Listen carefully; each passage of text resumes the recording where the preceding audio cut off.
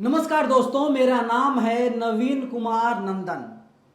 जिन दंगों से देश के प्रधानमंत्री नरेंद्र मोदी का नाम जुड़ता था, प्रधानमंत्री मोदी उससे काफी परेशान होते थे। देश में प्रधानमंत्री नरेंद्र मोदी की काफी खिंचाई भी हुआ करती थी और आज सुप्रीम कोर्ट ने प्रधानमंत्री मोदी के लिए एक राहत भरी खबर सामने ला दी। गुजरात दंगे से देश के प्रधानमंत्री मोदी का नाम लगातार जुड़ता रहा है और इससे देश के मौजूदा गृह मंत्री भी अछूते नहीं है। जी हां, आप सही सुन रहे हैं। प्रधानमंत्री नरेंद्र मोदी और देश के गृह मंत्री अमित शाह दोनों का नाम गुजरात दंगे से लगातार जुड़ता आया है। साल 2002 का वक्त था और 2002 में गुजरात में दंगे हुए थे जिनमें कई सौ लोगों की जानें चली गई थी और उस वक्त के वहां के मुख्यमंत्री नरेंद्र मोदी थे जो आज के प्रधानमंत्री बने हुए हैं। गुजरात दंगे के कुल 9 मामले थे। सुप्रीम कोर्ट ने आज कहा 8 मामलों को बंद किया जा रहा है। हमेशा के लिए 8 मामलों की फाइलों को अब बंद किया जा रहा है और अब इन फाइलों को दोबारा से कभी खोला नहीं जाएगा। इसके बाद बीजेपी के तमाम नेता और प्रधानमंत्री नरेंद्र मोदी, देश के गृह मंत्री अमित शाह खुश हो गए। दोस्तों, आपको पता होगा परसों ही चीफ जस्टिस ऑफ इंडिया का कार्यभार यूयू ललित ने संभाला है। यानी देश की सबसे बड़ी अदालत के जो मुखिया हैं, जो चीफ जस्टिस हैं, उनका नाम है यूयू ललित। इनका नाम विवादों से काफी घिरा रहा है। इनका जो पूरा परिवार है, इनके पूरे परिवार में लगभग हर कोई वकील है, कोई जज था। दोस्तों, अब आप जान लीजिए कि कितनी बड़ी राहत देश के प्रधानमंत्री मोदी के लिए है। लोग अलग अलग तरीके से सवाल कर रहे हैं, लोग सवाल पूछ रहे हैं। कुछ लोग कह रहे हैं कि अब हमें तो सुप्रीम कोर्ट पर भी भरोसा नहीं है। उन रिएक्शंस को मैं आपको बाद में बताऊंगा, लेकिन आप इस जान लीजिए दोस्तों, ये 9 मामले कौन से थे और 8 मामले को बंद कर दिया गया है। ये मामले कौन कौन से थे देखिए दोस्तों, अभी आपकी स्क्रीन पर एक ग्राफिक्स होगा। एक ग्राफिक्स दैनिक भास्कर का है। गुजरात दंगों से जुड़े 9 बड़े केस। नंबर 1, नारोदा पाटिया, तारीख 28 फरवरी 2002, 97 लोग मारे गए थे और इसमें 32 लोग दोषी करार दिए गए थे, जबकि वहीं 29 आरोपी बरी हो गए थे। दूसरा मामला है दोस्तों सरदारपुरा, तारीख 1 मार्च साल 2002, 33 लोग मारे गए थे, 17 लोग दोषी करार दिए गए थे और 14 आरोपी इसमें बरी हो गए थे। वहीं दोस्तों तीसरी घटना को बता रहा हूं। नारोदा गांव 28 फरवरी 2002 को हुआ था और इसमें 11 लोग मारे गए थे, 82 आरोपी बनाए गए हैं और इसकी सुनवाई अभी तक चल रही है। चौथा मामला दोस्तों है गुलबर्ग सोसाइटी, तारीख 28 फरवरी साल 2002, 69 लोग मारे गए थे, 24 लोग दोषी करार दिए गए थे, 36 आरोपी बरी कर दिए गए। वही पांचवा है गोधरा कांड, जो बहुत फेमस हुआ था दोस्तों। गोधरा कांड 27 फरवरी साल 2002 को हुआ था। इसमें 59 लोग मारे गए थे, 35 लोग दोषी करार दिए गए थे।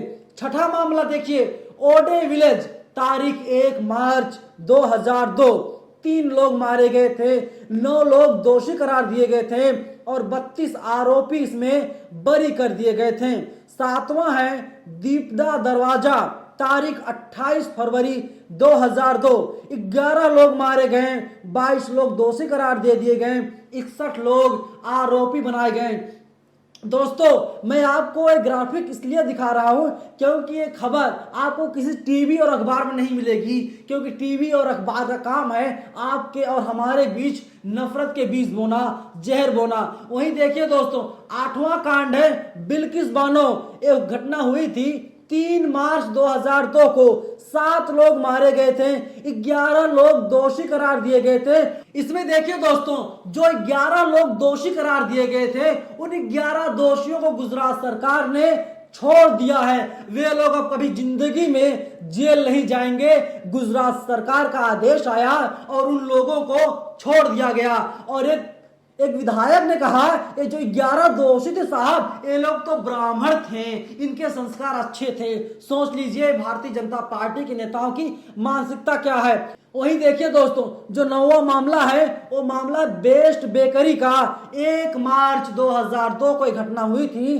14 लोग मारे गए थे, 4 लोग दोषी करार दिए गए थे और 5 आरोपियों को बरी कर दिया गया था। अब आप लोग दोस्तों सोचिए ये क्या हो रहा हमारे देश में। और इन सब मामलों में लगातार देश के प्रधानमंत्री और नरेंद्र मोदी के नाम जुड़ते रहे हैं। कुछ लोग इतना कहते हैं दोस्तों, तकरीबन 100 गवाह जब गोधरा कांड हुआ था, 100 गवाह गृह मंत्री अमित शाह के खिलाफ थे। अमित शाह की पोजीशन लगातार बढ़ती गई और जो गवाह थे अमित शाह के खिलाफ वे सारे गवाह बदल गए। उन लोगों ने कहा अमित शाह की इसमें कोई गलती नहीं थी। अमित शाह को बकायदा कोर्ट से क्लीन चिट मिल गई और इसीलिए दोस्तों अमित शाह को तड़ी पार कहते हैं। अपोजिशन के लीडर चाहे कन्हैया कुमार हो या तमाम ऐसे नेता हैं जो अमित शाह को तड़ी पार कहते हैं। और बीजेपी वाले उन पर कोई केस दर्ज नहीं करवा पाते। गोधरा कांड में अमित शाह का नाम जुड़ा हुआ था और उस वक्त दोस्तों साल 2002 था। 2002 में आज के प्रधानमंत्री नरेंद्र मोदी गुजरात के मुख्यमंत्री हुआ करते थे दोस्तों। और अब आप जान लीजिए, जब किसी राज्य में कोई दंगा होता है, जब किसी राज्य में कोई आंदोलन होता है, तो कहते हैं ना 24 घंटे से ज्यादा उस राज्य में बिना सरकार की सहमत के, बिना सत्ता के कहीं पर आंदोलन तक नहीं हो सकता। तो दंगा भड़काने में प्रधानमंत्री मोदी का नाम लगातार जुड़ता रहा है और अब 8 मामलों को हमेशा हमेशा के लिए बंद कर दिया गया है और इससे प्रधानमंत्री मोदी को एक राहत भरी खबर है। हालांकि बंद नहीं होता तो उससे भी कोई फर्क प्रधानमंत्री मोदी पर नहीं पड़ता, लेकिन बंद हो जाने के बाद काफी राहत मिल गई है। अब कोई ये नहीं कह पाएगा प्रधानमंत्री मोदी उसमें शामिल थे। प्रधानमंत्री मोदी कहेंगे क्या आपको कोर्ट पर भरोसा नहीं है? सबको 135 करोड़ की आबादी हमारे देश में है, हर किसी को सुप्रीम कोर्ट पर भरोसा है और कोई भी व्यक्ति अब नहीं कह पाएगा गुजरात दंगों से देश के प्रधानमंत्री नरेंद्र मोदी का नाम जुड़ा हुआ था। देखिए दोस्तों, मैंने गुजरात दंगों की सच्चाई आपको बताई। अब वही दोस्तों हम लोग अब गुजरात से उत्तर प्रदेश आते हैं। आपको पता होगा दोस्तों, राम मंदिर और बाबरी मस्जिद को लेकर के लंबे समय से विवाद चलता रहा है और मामला सुप्रीम कोर्ट में था। देखिए दोस्तों, न्यूज 18 इंडिया ने अपने वेबसाइट पर खबर लिखी है, जिस बाबरी केस में कल्याण सिंह को हुई थी 1 दिन की सजा, सुप्रीम कोर्ट ने वह अवमानना कार्रवाई बंद कर दी है। दरअसल न्यायमूर्ति किशन कौशल की अध्यक्षता वाली शीर्ष अदालत की 3 न्यायाधीशों की पीठ ने मामले पर पर्दा डालते हुए कहा, इस मामले में अब कुछ नहीं बचा है। इसी विशेष अवमानना मामले में भाजपा के दिवंगत नेता और राज्य के पूर्व मुख्यमंत्री कल्याण सिंह ने 1 दिन की सजा काटी थी। बता दें कि 6 दिसंबर 1992 को कार सेवकों ने बाबरी मस्जिद ढहा दी थी। इसके तुरंत बाद कल्याण सिंह ने उत्तर प्रदेश के मुख्यमंत्री के पद से इस्तीफा दे दिया था। अगले दिन यानी 7 दिसंबर 1992 को केंद्र की नरसिम्हा राव सरकार ने यूपी की सरकार को बर्खास्त कर दिया था। देखिए दोस्तों, अब आपकी स्क्रीन पर होगा, न्यूज 24 ने ट्वीट किया है। न्यूज 24 ने ट्वीट करते हुए लिखा है, सुप्रीम कोर्ट ने 1992 में बाबरी मस्जिद के विध्वंस से जुड़ी सभी कार्रवाई को बंद कर दिया है। कार्रवाई को बंद कर दिया और अब कुछ नहीं होना है। देखिए दोस्तों, न्यूज 18 आगे क्या लिखता है, कल्याण सिंह ने सुप्रीम कोर्ट में हलफनामा देकर मस्जिद का नुकसान नहीं होने दिए जाने का भरोसा दिया था, मगर इसके बावजूद मस्जिद गिराई गई। सुप्रीम कोर्ट में कल्याण सिंह के खिलाफ मोहम्मद असलम नाम के एक आदमी ने अर्जी दाखिल की थी। कल्याण सिंह पर अवमानना की सुनवाई हुई और कोर्ट ने अपने फैसले में कहा, कल्याण सिंह ने कोर्ट की अवमानना की है और देश के धर्मनिरपेक्ष ताने बाने को प्रभावित किया है, इसलिए उन्हें 1 दिन के लिए सांकेतिक तौर पर जेल भेजा जाए। साथ ही उन पर 20,000 रुपए का जुर्माना लगाया गया था। कोर्ट ने इस फैसले के बाद कल्याण सिंह को 1 दिन के लिए दिल्ली के तिहाड़ जेल में बंद कर दिया था। दोस्तों बाबरी मस्जिद वाला जो मामला था वो भी पूरी तरीके से बंद हो गया। सुप्रीम कोर्ट के जो नए चीफ जस्टिस बने हुए हैं उन्होंने मामले को बंद कर दिया। गुजरात दंगे के 9 मामले थे, उन 8 मामलों को पूरी तरीके से हमेशा हमेशा के लिए बंद कर दिया था।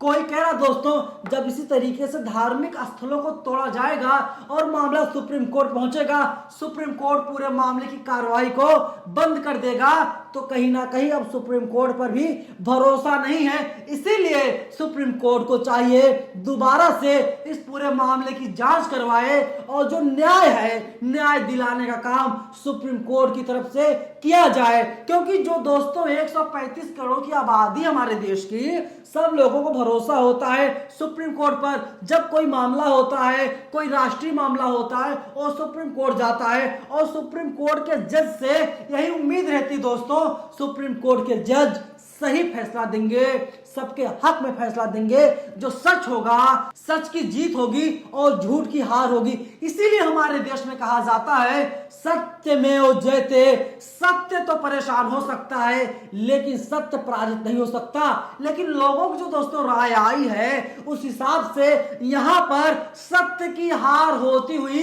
दिखाई दे रही है। अब आप लोगों की क्या प्रतिक्रिया है, आप लोग पूरी खबर को लेकर के क्या सोच रहे हैं? जो जानकारी थी हमने आप तक पहुंचा दी है। आप लोग अपनी राय को कमेंट बॉक्स में जरूर बताइएगा। धन्यवाद।